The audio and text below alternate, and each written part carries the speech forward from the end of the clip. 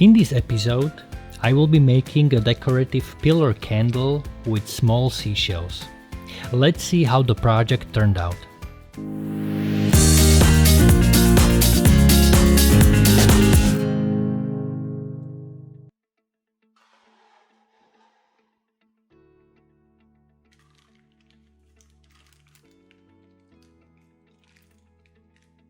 A long time ago, the very first gift I have received for Valentine's Day from my girlfriend I was dating back then was actually a pillar candle with small seashells.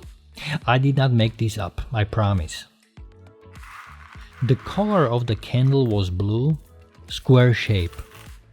The small shells contained within the wax were fairly visible, which makes me believe now, with the knowledge I have about candles, that it must have been paraffin candle or some kind of mixture of it, but definitely not soy wax.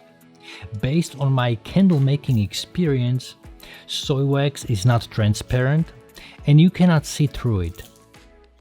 So why am I doing this pillar candle with soy wax and small seashells inside?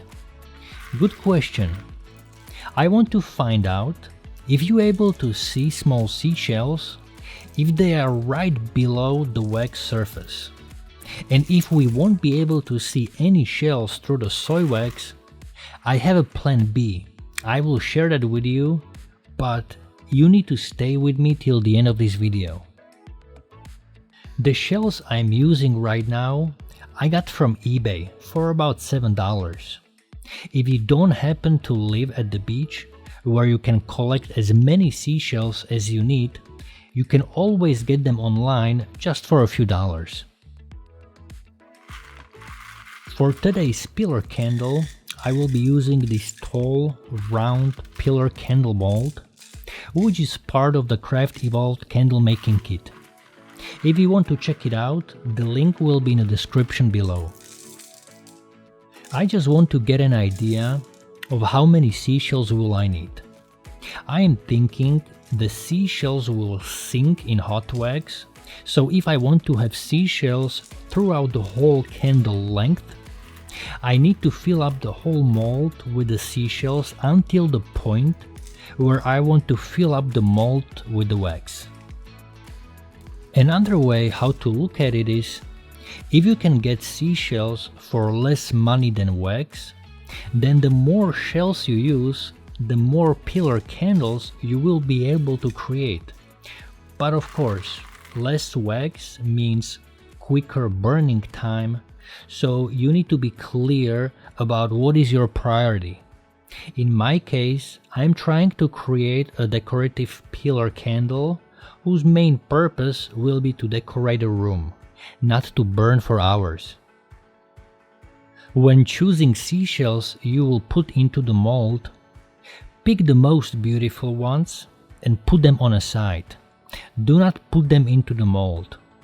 Once the candle will be finished, we will use the best ones as our final decoration and we'll attach them to the pillar candle surface using a heat gun. More on this topic later.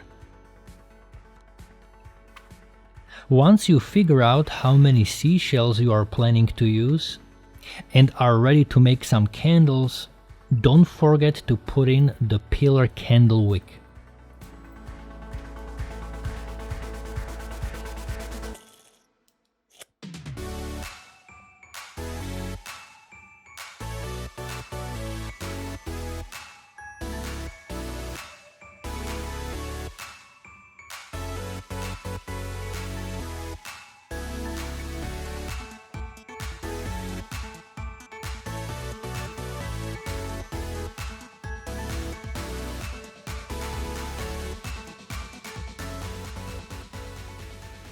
After you secure the wick in its place, fill up the pillar mold with small seashells up to the height of the candle you are planning to make.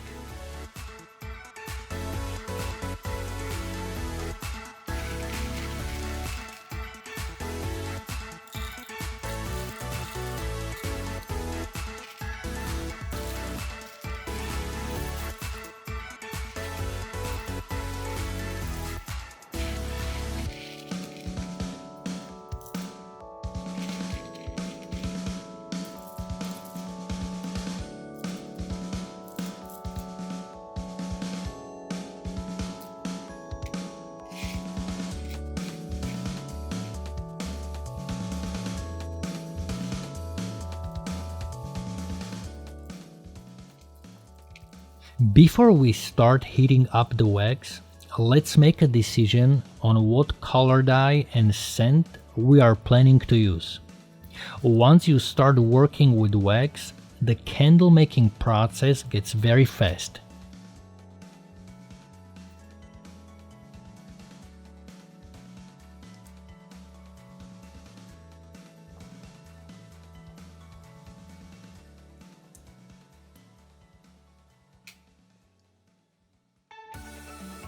To melt the wax, we will be using a ceramic cooker. Place a medium-sized pot with about an inch of water on the cooker. Put the wax melting pot in it, add pillar candle wax and turn it up. This is called the double boiler method. Melting the wax directly over the flame in a standard pot can get too hot and the wax can catch on fire.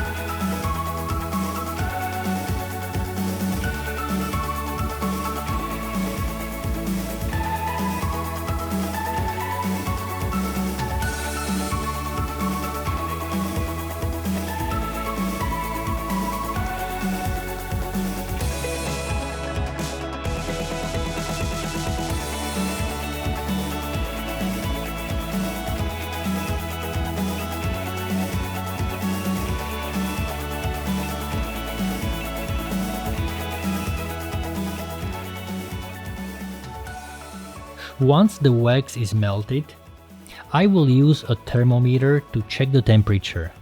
Once the temperature is right, approximately 160 to 185 Fahrenheit, which is about 70 to 85 degrees Celsius, you can add the color dye. If it gets higher than that, take it off the heat. I am adding here a half of a block of color dye.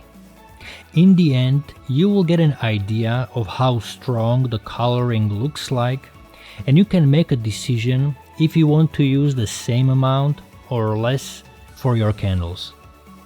Stir the wax and make sure the wax has turned into liquid and you don't have any solid pieces of dye in the pot.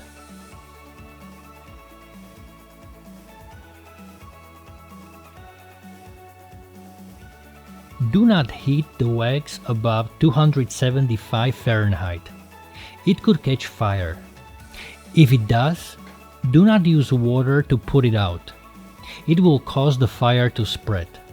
Use baking soda or a pot lid to smother it. Let the wax cool to about 140 Fahrenheit, which is approximately 60 degrees Celsius.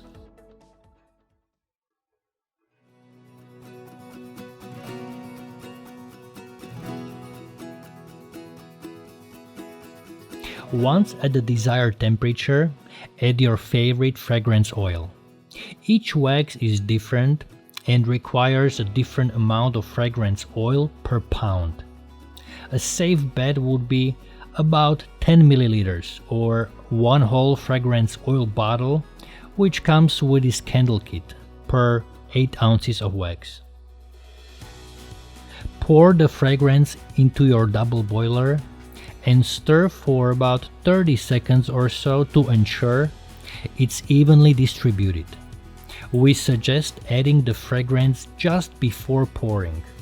This avoids prolonged heating of the fragrance, which may contribute to some of the fragrance being lost.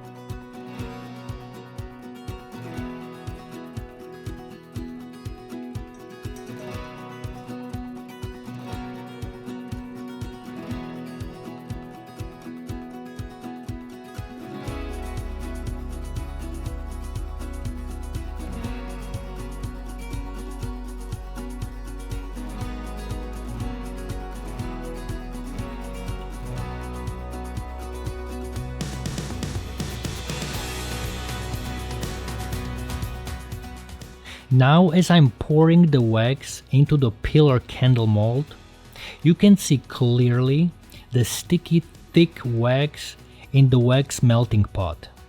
This is an indication that my wax is already cooling off. In order to get out all wax from my wax pot, I will need to warm it up just a bit. Once you pour the whole pillar candle wax out of the wax melting pot, you can top up the pillar mold with small seashells. This will ensure consistency of shell's density across the whole height of the candle, and at the same time it will lift up the candle height by a bit.